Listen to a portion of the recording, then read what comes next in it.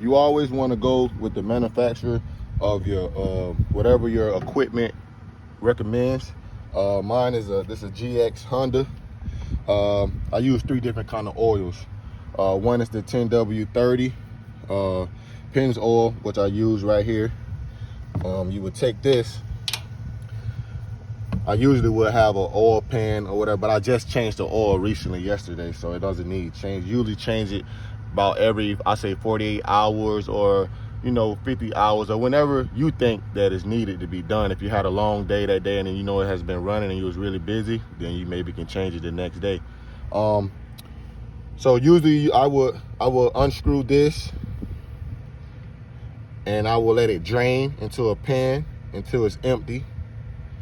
And once it's empty, I will take this loose, take the oil cap loose, and pour about halfway until it's full.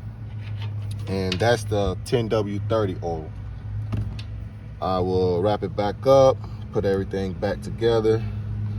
Then I will move on to the middle one. This one right here is the 8090W gear lube. This is it right here. Now with this, you don't use the whole bottle. It's a full bottle. You use about half of the bottle. You would just unscrew the top of it. Now it's a meter right here in the back of it that shows you how much oil is supposed to be in there. You usually fill it up right to about that half red dot right there.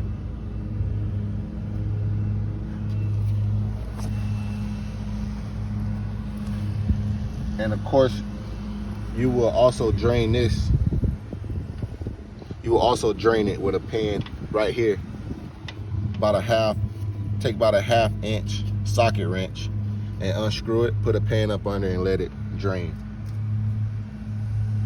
And once that is filled, I move on. Now this oil right here is the most important oil. You got to make sure this is the heart of the pressure washer. It's the pump.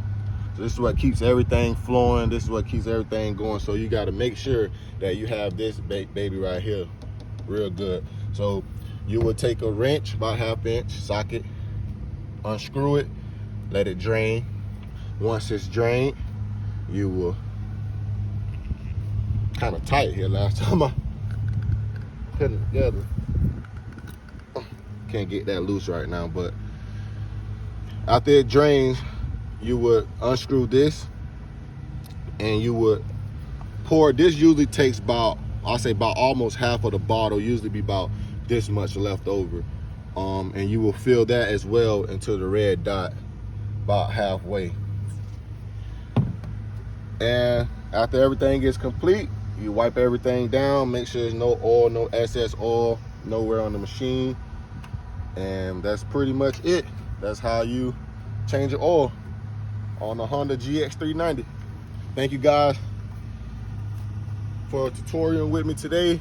It's been a pleasure. Make sure you like, subscribe, comment, and share. Thank you.